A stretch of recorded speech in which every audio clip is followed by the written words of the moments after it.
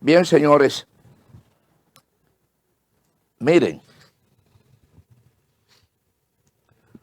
ustedes nos han visto por largo tiempo, años, hablando aquí de un tema que aunque otros hablan, no lo hacen con la consistencia que nosotros lo hacemos. Hace muchos años que nosotros nos hemos venido oponiendo todo el tiempo al desorden inmobiliario del país. Y sobre eso hicimos conciencia prácticamente desde niño o desde muy joven sobre el problema de la propiedad en la República Dominicana. Y quiero decirlo por una razón, y quizá oportunamente sea importante que lo diga. Yo siendo un niño muy adolescente, viví conflicto de propiedad de mi padre, que fue despojado de su propiedad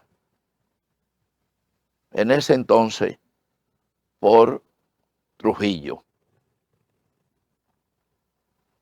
Fue despojado de su propiedad porque Trujillo no fue a él solo, sino la zona. Trujillo la expropió para sus fines. Eso no hizo mi papá antitrujillista, Pero por alguna razón, a mi edad, a mi tierna edad, nunca lo comprendí. Nunca hice frente ni lucha frente a esa situación u otras, pero en realidad crecí con esa interrogante interna de por qué había ocurrido tal cosa. Nadie, ni siquiera mi propio padre, me pudo explicar mi interrogante. Crecí, vi por razones casi accidentales, me relacioné con el tema de la distribución, la legalización, etcétera, de la propiedad inmobiliaria. Hay igualdad de respeto, etcétera. Y a pesar de mi entrenamiento de una doctrina adoptiva como el marxismo, nunca estuve convencido de la creación de minifundios. Algo que los marxistas, en sentido general, fomentaban. Entonces, yo era una especie de incordio dentro de esa filosofía cuando yo no tenía un discurso.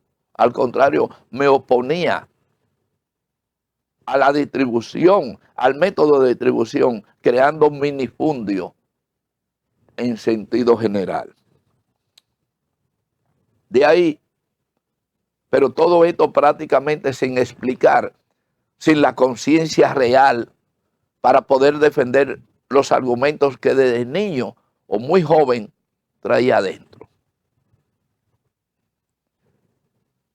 Ocurre que desde esa edad tuve conocimientos generales sobre el cooperativismo, porque mi padre fue un dirigente cooperativista después de haber salido del ejército en la era de Trujillo.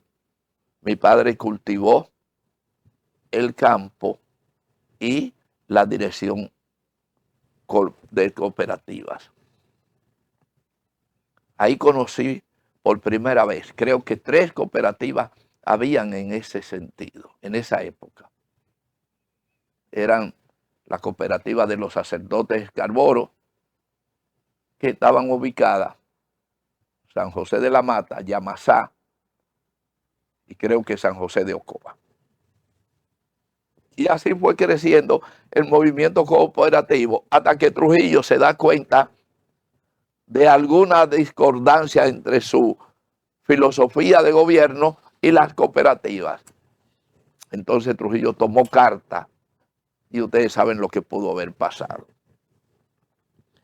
Pero ante esa situación y la evolución del tiempo, llega entonces el tema de la tierra. Los campesinos sin tierra, que no se trata de un problema de la República Dominicana, es un problema universal. La tierra no alcanza para todo el mundo.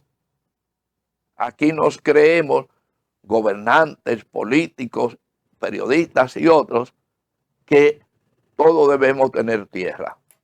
No alcanza. Hay 48,000 kilómetros de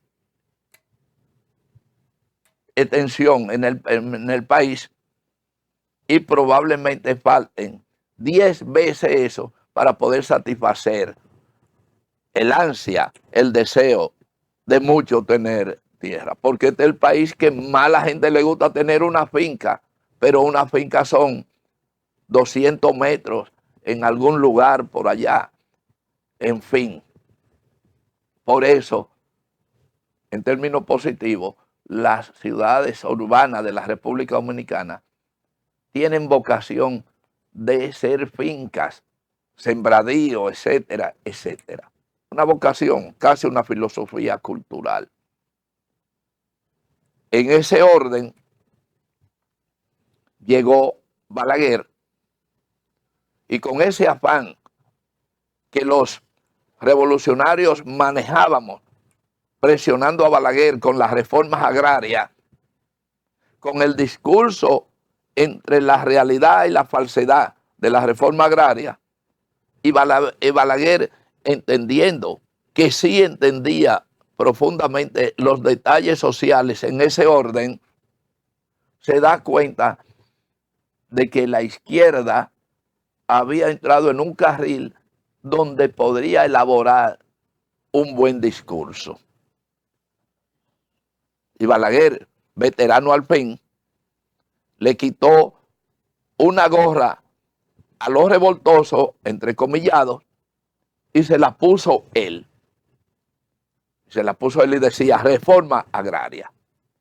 Y da un palo acechado a la izquierda, que era la que promulgaba o propugnaba por la reforma agraria. Y Balaguer proclama la reforma agraria.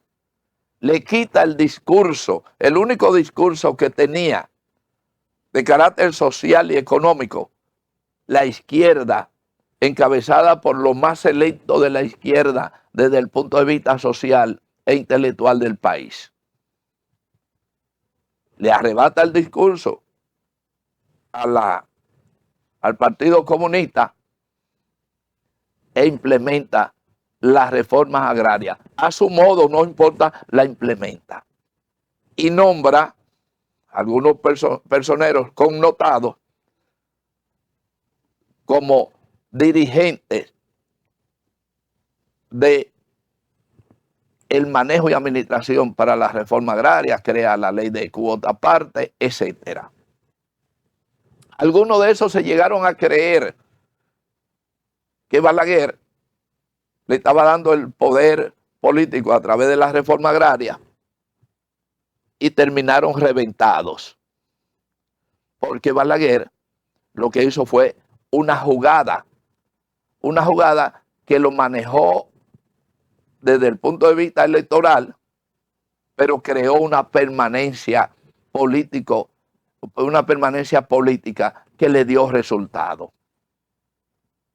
ante la poca formación en sentido general del pueblo dominicano y su izquierda, obviamente, pues Balaguer ganaba la partida en términos electorales en el país. Así, algunas personas que fueron afectados por la reforma agraria se creyeron víctimas, no entendieron el proceso. Y gente que tenía una gran cantidad de tierra, que lo obligaban por la ley de cuota aparte a ceder un poco de esa tierra mientras le pasaba un canal, no analizaron nunca el valor que le daba que un canal de irrigación le pasara por su finca, aunque tuvieran que despojarse de una parte de la tierra. Ellos, a pesar de todo, ganaron 3 veces, porque algunos de ellos, además de cobrar al Estado la tierra que cedían, por un lado, se beneficiaban de la infraestructura que se creaban, pero además al mismo tiempo creaban una nueva armonía con los grupos revolucionarios o que eran favorecidos directa o indirectamente por las tierras que originalmente habían sido de ellos. Es decir, armonizaron entre las partes y así salieron ganando. Otros no, pero en fin, Balaguer, que sabía jugar todos los juegos, tenía la mano pesada en muchos casos. Y algunos de aquellos terratenientes que no entendieron el proceso, la jugada política de Balaguer, pues sencillamente murieron en el tránsito. Y cuando hablo no de la muerte física, murieron en el término del razonamiento social y la política dominicana.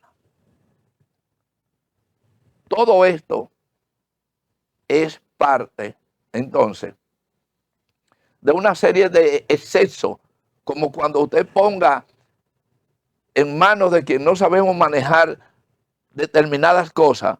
Si usted pone ahora mismo una montaña de oro en barrica, ¿cómo se llama? En barras, en mis manos, usted puede darme seguimiento, porque voy a fracasar, porque no estoy preparado para administrar un alijo de oro que en realidad es parte de lo que saben manejar y que en muchos casos le decimos especuladores, agiotistas, tienen su nombre, pero nosotros no lo tenemos por diversas razones que no vale la pena explicar.